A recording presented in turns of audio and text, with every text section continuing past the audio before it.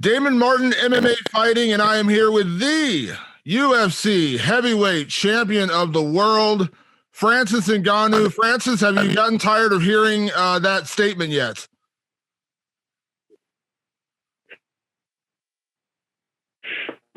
No, it's good. It's good to hear. but no, honestly, it's just great, and I'm home. Enjoy it, taking the time, taking a deep breath, and after that, we're gonna go out there and follow up and see what's going on. Yeah. Well, congratulations, of course, on an amazing victory. I know this was 3 years in the making. Could you have pictured a better way for the fight to play out than the way that it did? Meaning you had to show some real skills in that first round. You had to stuff a takedown. You had to do the things that people said Stipe did the first time around, and then you get the knockout in the second. Like, could you have written a better ending to that fight? No, I couldn't imagine it be better end of that. I was imagining that fight, picturing that fight, and couldn't even imagine how it can really end. The only thing that I knew for sure, it was like I was ready to go out there fight for 5 rounds if needed, and to like do my best, really perform. I was then ready for that. Since last time, I've been thinking about it, and it's been a nightmare. Even though sometimes I still kind of like convince myself, I understand that, tell myself that, oh, it's okay, it's not as bad as you might think. You wasn't ready, you didn't have the experience yet, you don't great for with what you get, but I still wasn't happy enough to let him go. I always been about like a revenge, like a rematch, but didn't expect a better way of a rematch. I was thinking like, oh, if I get out there, maybe knock him in the first or second round, then they were like, okay, get lucky, that's it. He doesn't have this, he doesn't have that. But I will still be okay with it, even though he will still have a slight of frustration. But, he plays out well. I have a chance to like showcase a little bit, at least for 1 round, collect myself, be patient, stay very composed, think about strike, listen to get connect to my corner, and even stop some takedown shoot, defend, gravel, take him back down, all those things, great. And at that the specific moment that I was doing that, I'm like, damn, I've been here so many times that I'm very confident doing this.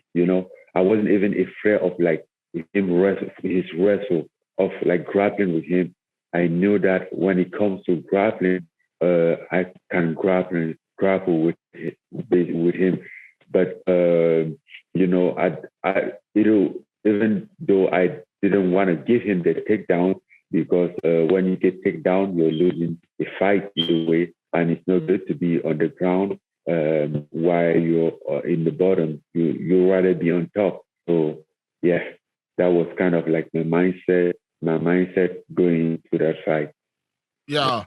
You talked about it a lot afterwards, Francis, was the patience you showed because you knew Stipe. I know you had a lot of respect for Stipe, and Stipe is obviously an incredible champion, but you knew you had to approach him differently than, say, Jairzinho or any of the other guys you knocked out. But considering the way that fight went, like, can you kind of walk me through that knockout, that feeling of getting that knockout, because that was such a phenomenal exchange. You heard him, and then he made the mistake of trying to play, fire for fire with you, which is a dangerous game.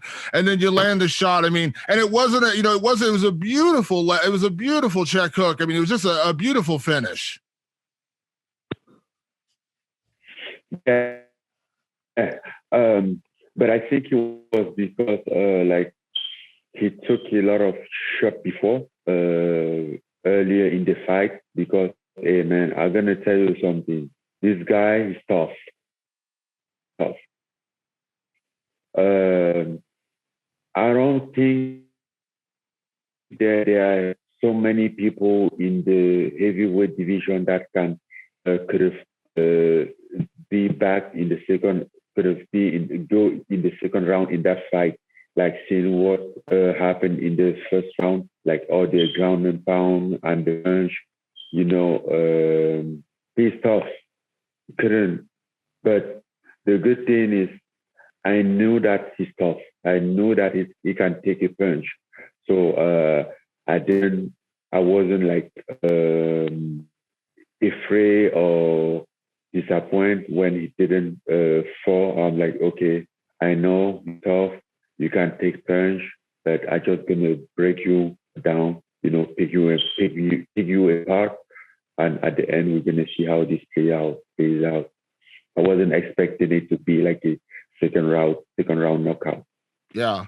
You know, Francis, I know from talking to you over the years that your end goal was always to become UFC heavyweight champion. It didn't matter who you beat to become champion, but does it make it that much better that you become heavyweight champion by beating Stipe, because he was the guy who beat you in your first title fight, and most people consider him, and you said this as well, the greatest, UFC heavyweight of all time. Does it make the win that much better that it came against him? Absolutely. I mean, when you look at the studies, there is not argument about Stipe being the greatest heavyweight in the UFC history. You don't have as much leverage to argue that, because the man, the fact is there, and you can argue that, when you get your and that make him legit. Then when you get your win, your title fight, or you get the belt to someone like him, which is definitely by far the best.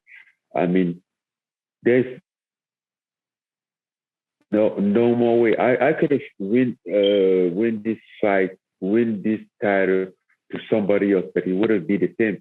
Basically, knowing that how our first match went, it didn't went well, not for me. So I always have that, that unfair, unfinished business, like something that I didn't do that I could have fixed, that I could have done well inside of me, that I always needed to fix it, and no better way to do it. If it wasn't for the title fight, I would still always want to fight Stipe Miocic, But luckily for me, I have to fight him in the title fight, so it makes him like 2-1, which is a good thing for me. Yeah, absolutely. I know after the fight you had said that, finishing the fight the way that you did, you don't necessarily feel like you need to see Stipe again in the future. And Stipe, I'm sure you saw his statement yesterday, very kind, very cordial, congratulated you on an amazing victory. And I think he's going to take some time off. He's got a son being born in August, so he's probably going to be gone for a little while. But, Stipe comes back and gets a couple of big wins, kind of like what you did. Would you be open to seeing him again sometime in the future?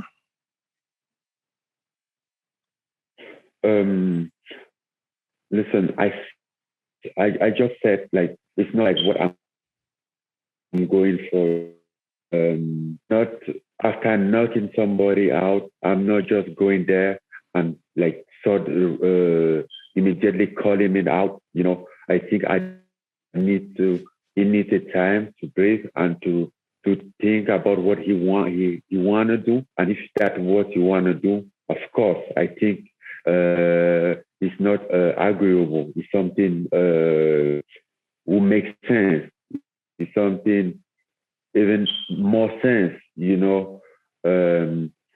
but it's not my call to make. I just knocked the guy out. I kind of like feel bad about it, And if I call him again or call the fight or something, but if it's something that has to happen in the future, absolutely, I'm down. It's not like he doesn't deserve it. No, he deserves it. I had my chance, and if he on his own on his turn need a chance to trying to fix it, why not? I think in this division you won't have to in not many times in your career that you will have to face somebody like Stipe in the heavyweight UFC heavyweight division. Yeah. Francis, you were very honest about, the things that went wrong when you fought Stipe the first time and just the approach to the fight, your training. You've been very honest about that.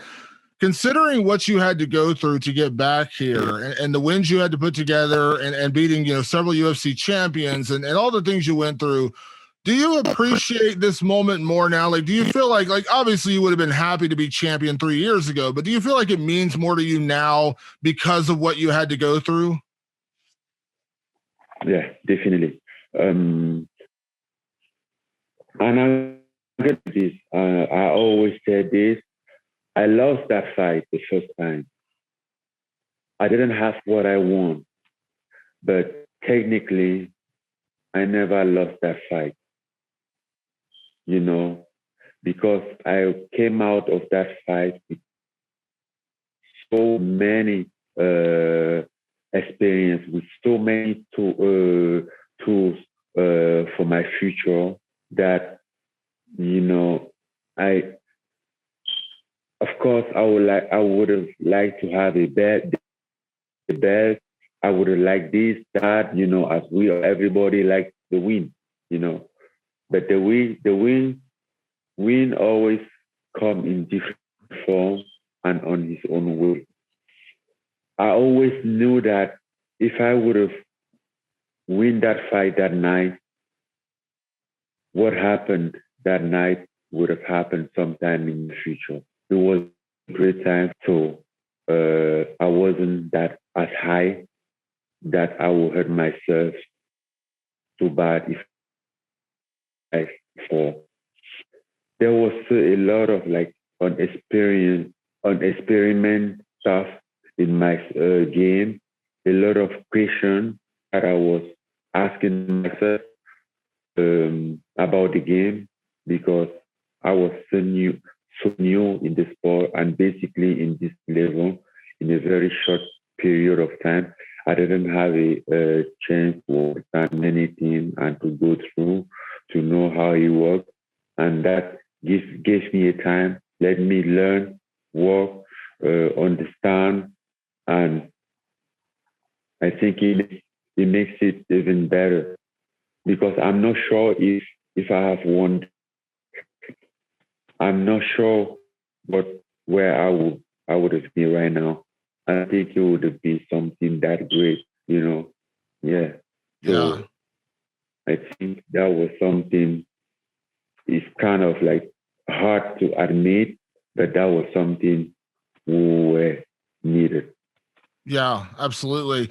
To that point, Francis, of course, you've got a lot of celebration ahead of you. I'm sure you saw the video of Israel Adesanya celebrating when he saw you get your knockout. And I'm sure you saw the video from your hometown in Cameroon. Obviously, all these things mean a lot to you, but can you kind of describe the emotion of seeing, a couple of those videos, especially Cameroon, the people going crazy for your knockout? And that has to feel so special. That feels great. I always have those videos because when I'm fighting, after the Stipe fight, after the fight that 3 years ago, because they really noticed me in Cameroon and the entire country. And when I'm fighting, the whole country is up waiting since we have the time difference, and the fight is always about around 3 to 5 a.m. there. So they just stay up all night long waiting for the fight and having party, like watch party. So they will always record and send it to me. And this time they kind of record like a very good quality of all the city, of different cities, and them to me the emotion, because I knew that the moment that they're gonna wrap that belt around my waist is gonna be something huge back there. I know my people, the stand up for me, they root for me, they look up to me. So I knew we were in this together. Like I remember being in the locker room, like the staff was telling us that we are ready to go into it, and I was just thinking about how they are reacting in Cameroon, they how is it in Cameroon right now, like what it is. I'm like, okay, they all count on me. They all expect you to give them something. You're gonna make their day best. You're gonna make some life best. You're gonna do this. I mean, it's kind of like pressure you, but it's a good pressure to have, when you feel, when you have that feeling. And after that, when you see the emotion, the joy of that, man, it's so great. I remember just after the fight, I was so happy because this dream has always been related to my mom. And I called her and I couldn't talk to her. Like she was in the middle of craziness, like couldn't understand anything. The only thing that she wanted was to touch the belt over the phone, and she did, and some few people that knew that it was me trying to come to her phone and touch the belt, and that was it. We couldn't do any more, get any better.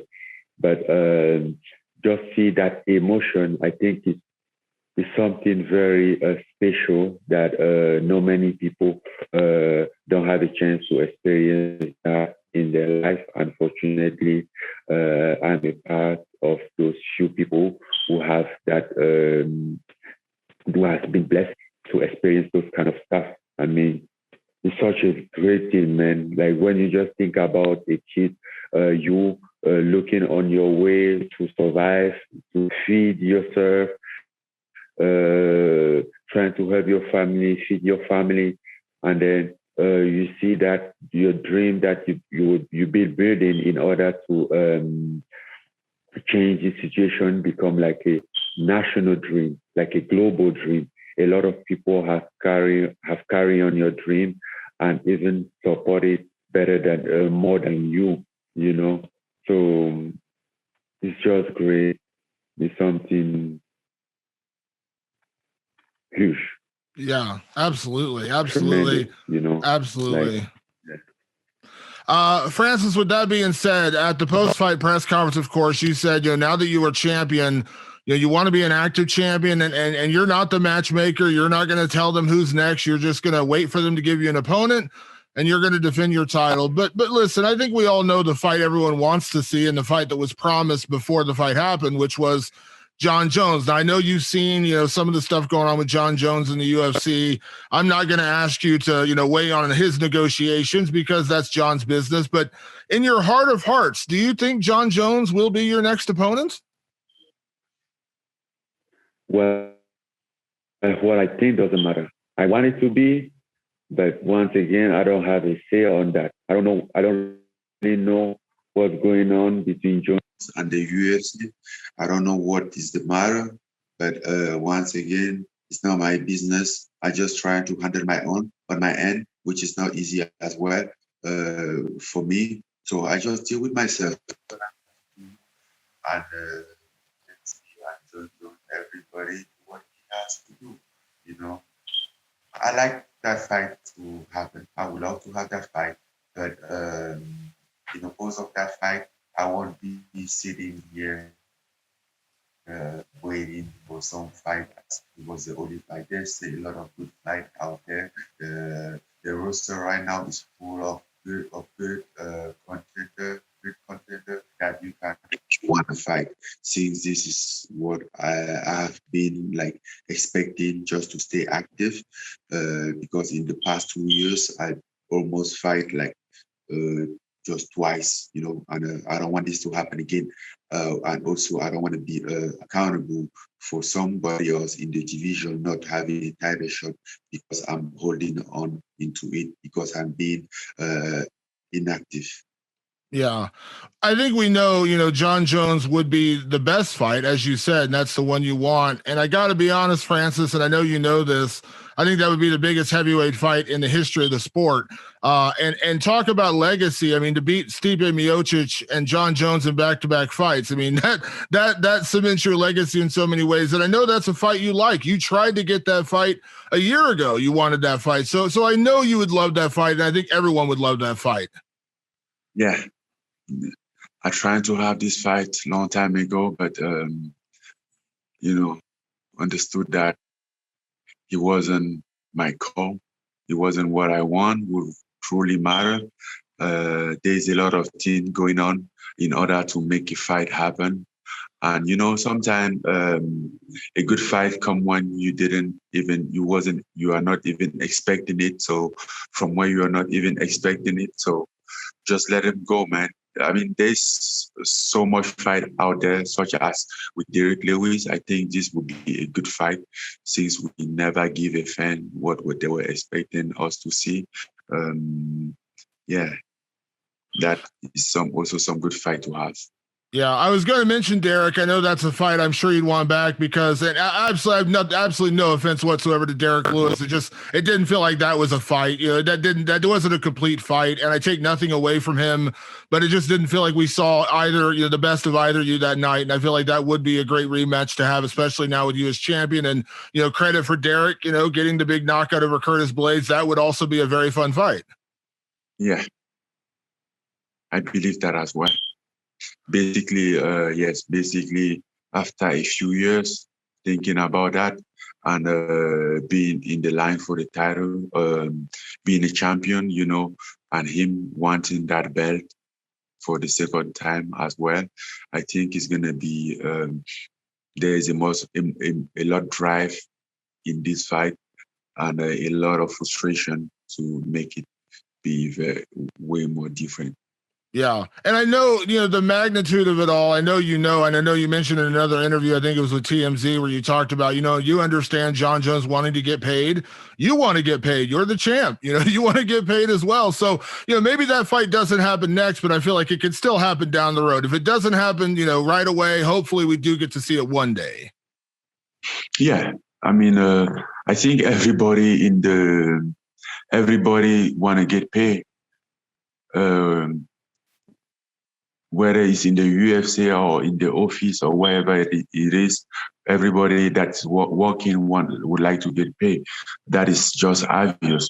But in order to have a good fight, we were talking about like a resume. Jon Jones is like the number one pound for pound. There is not a good way to go like after fighting like the man who stand as a heavyweight god and then fighting the number one pound for pound guy in the sport. And, this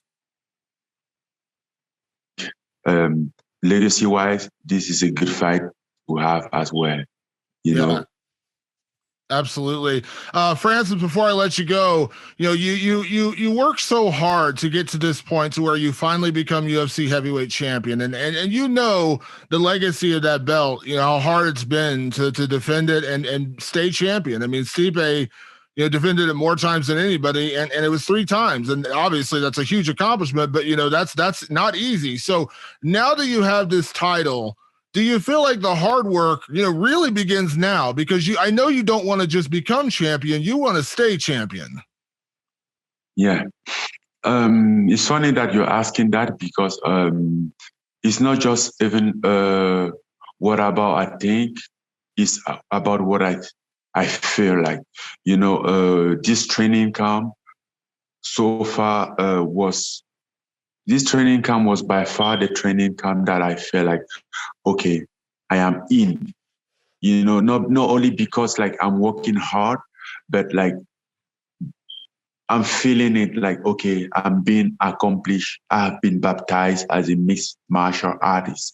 And this is like, I mean, it might be old, it might be sound sounds weird coming from a 34 years old guy, but I feel like I'm stepping in professionalism of the sport and stepping in the mixed martial art for the first time, like for real. Like I kind of like start to really enjoy the process and everything. And I used to enjoy like my striking day, my sparring day, but like now I really get excited about my wrestling day, my today, like everything involved, like incorporate my training camp. I kind of like really my training. I kind of like really get excited about it.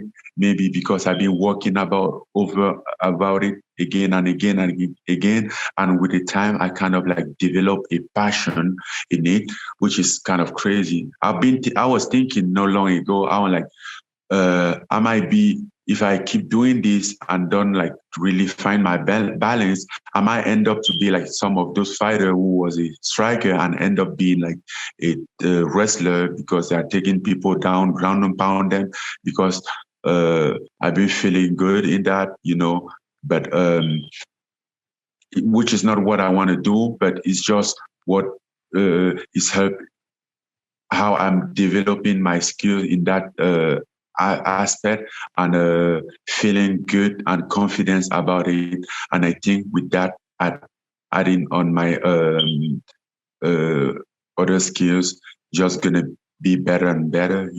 I'm just gonna keep. Listen, and I was always point this out. I've been doing this for less than 8 years. And I started this just for fun, like curiosity. I wasn't go there to experience. And I never did any sport before then, So I'm very young about the sport, and I have a lot of space to improve, a lot of space. They might see that I've improved now, but I still have a lot of way in front of me, different than other people who has been doing sport for so long, and they still maybe have this much to go. I have like at least 3 times than them to go. Just make me better and better, and even more dangerous, if I keep focused and keep working. I truly believe that. Yeah, absolutely. It's funny. Your head coach Eric Nixick before the fight was telling me, he's like, you might see Francis take Stipe down. You might see him mix in some wrestling. And I was like, he's fallen in love with wrestling. I thought about that. Like even during the fight, I thought about that, and I fainted a few times. Come back with a punch.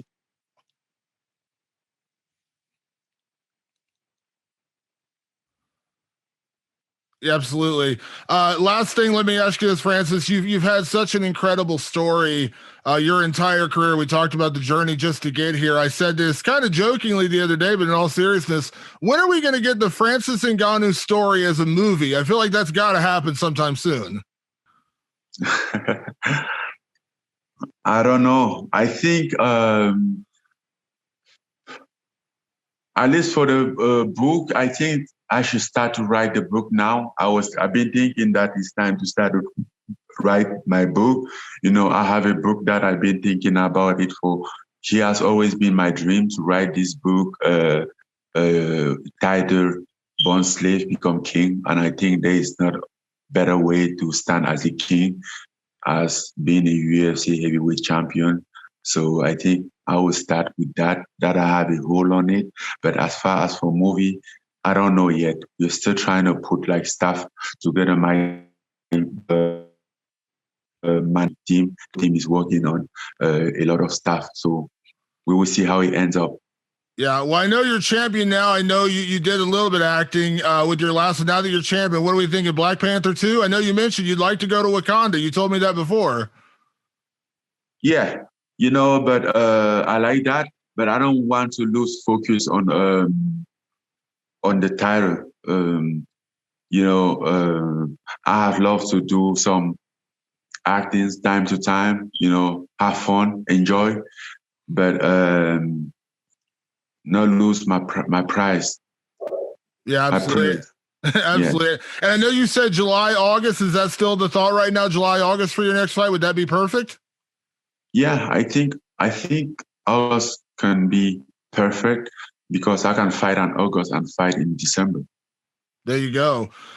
Francis, a sincere thank you for doing this. I know it's been a whirlwind the last 48 hours since you became champion, so I can't say thank you enough for taking the time for me today. I truly appreciate it.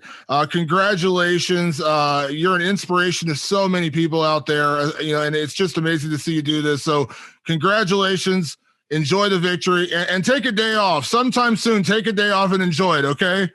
Okay. Thank you, Damon. Thank you. Talk to you soon.